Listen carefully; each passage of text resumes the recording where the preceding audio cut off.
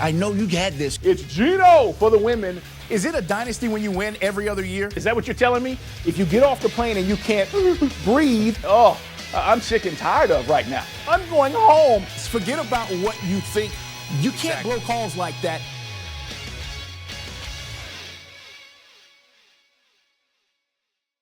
Carl, let's start with you. Oh, it starts right here in the great state of Texas. A guy that does this thing, this TO thing, this thing he does. Look, I got to tell you something. T.O.'s whole this season has been a lot to do about nothing. You know, whether he's bombarding his quarterback, talking bad about his tight end, it's been a lot to do about nothing. And as a guy that's in the media and covers sports, I got to tell you, that's one story that, I'm sick and tired of right now. You and me both, Carl. That has to improve. It was a problem. 3 plays of 57 yards or more, that's 3 big plays. And you can't give those kinds of plays up in critical games. Down the road, when you're expecting to win, you've got a lead. Those are plays that just come back to bite you. Those are things I'm worried about. The run defense is a concern. The defensive line is a concern because a lot of that starts up front. Let's not forget, Amobi Okoye still got pushed around. Well, first, I can only imagine the conversation with Zajunis Ilgauskas. You know, hey, I know you had this. Is it going to work? Yeah. Look, I'm concerned about it. I mean, everybody's expecting the best and hoping for the best, but we really don't know how this thing's going to turn out. We don't know if Yao's going to be able to come back and be the guy that we've come accustomed to, giving you 20 a night, 10 boards a game. And Adam, I'm going to be honest with you, just because it worked for one guy doesn't necessarily mean it's going to work for the other. By the way, Carl, it's 2009. The conversation probably went like this. Dukes from the Ticket 975 ESPN Radio in Houston, Orlando Alzagari from WQAM Radio in Miami, and Eddie White from ESPN Radio 1070, The Fan in Indianapolis. And Carl, I'm going to start with you. What's the big story in Houston today? Well, we're counting down to the start of the Olympics, Michelle. I mean, in Houston, obviously, Yao is a huge presence. He is the ambassador in China with Team USA making their way to Beijing and China and Team USA playing in, the first game. People are starting to look forward to the Olympics and start to get excited. You know, there's a controversy here as to who's the blame. Yao has been injured the last couple of seasons, not being able to finish the year with the Rockets. And is it his commitment to the international team with China, or are the Rockets working him too hard? They're pointing the finger at us. We're pointing the finger at them. He's ready to play, although he did recently say in the Houston Chronicle that he's only at about 60 or 70%. He's not 100%. And that's a concern for Rocket fans, knowing that they want to, make it to the NBA championship next year with the addition of Ron Artest here. No, look, there are a bunch of teams that are interested in Brett Favre. He can still play, guys. Forget about what you think, how he ended the season. Brett Favre is still a quality quarterback. And the thing that Paul is right about is let someone get hurt. You'll see exactly how many times his phone rings and how all of a sudden the interest picks up. Paul, did I hear you right, though? Do you want to sabotage Sage Rosenfels and somehow get Brett Favre in the mix number up there? on speed dial, and Sage Rosenfels better watch his knees. Yeah, and that's kind of what I heard from you. Look, are the fans tired of Brett Favre? Yes. I'm going to tell you something, Linda. I'm not. What's wrong with Brett Favre saying, I want the door open just a little bit, just a little crack? Because there will come a time when he's not able to play anymore and he won't be able to make that call. He still can play the position of quarterback in the National Football League. I don't have a problem with it, but fans are tired of hearing him say maybe, maybe not.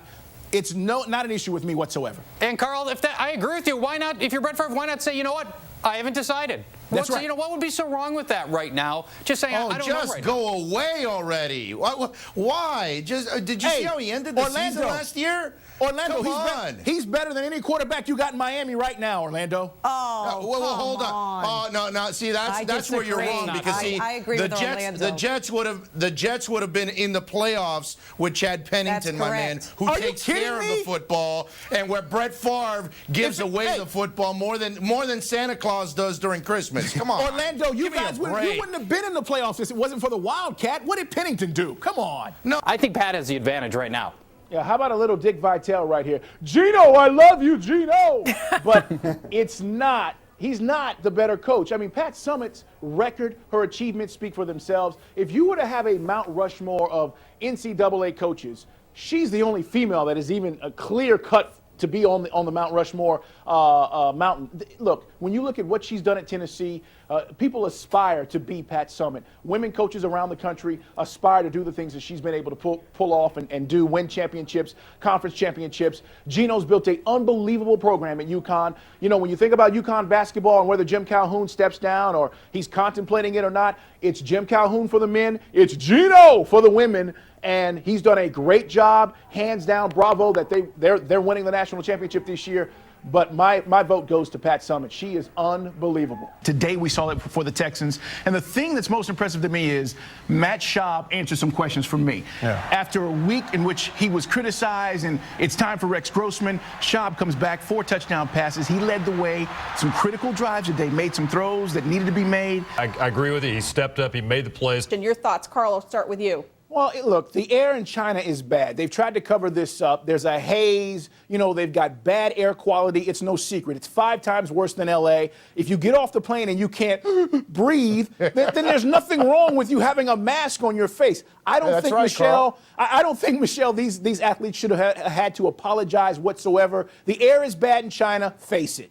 Hey, you know, the idea that the top American players are leaving the NBA to go overseas is not true. What is true is that the top international players are coming to the U.S. to play in the NBA. Good point. That's why Dirk is here. Dirk's not playing in the German league. There's a reason why. I mean, it's obvious that European basketball has gotten better, but the pinnacle is still the NBA. It's still about winning an NBA championship, and that's why the premier players, guys like Tony Kukoc, when he was the premier player overseas, decided to come and play in the NBA to see where his skill level was.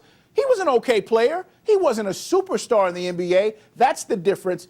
Being in America, growing up in America, you want to play in the NBA. I don't think LeBron or any of these other NBA stars go, no matter if it's 20, 30, or 50 million. Carl, we're talking about Yao Ming. He's missed, 79 games over the past 3 seasons, if I got the number right. They're used to playing without him for some of the part. They're going to have to get used to that this year. No, they are. And the style will be different. It'll be up-tempo. I think it'll be fun to watch. But the reality is I don't think you can win that way in the playoffs. And that's what we've seen with Golden State, Baron Davis. It looks good. It's fun to watch, sort of like Phoenix, up-tempo. But when it matters most in the playoffs, you're not going to win that way. And Adam, I don't think they're a playoff team right now. Just looking on paper with what they have, they're not the 9th best or 8th best team in the Western Conference.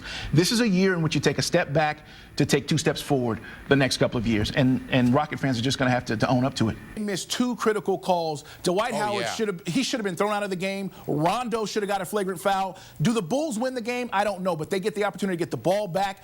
You can't blow calls like that in the playoffs when so much is riding on it. And the officials are so afraid that David Stern is going to come down on them because of what's happened with the alleged gambling on the game and all the things that have been talked about with NBA officials. They cannot be afraid to call the game as it is. I think in the playoffs, they've got to call it even closer than they do in the regular season.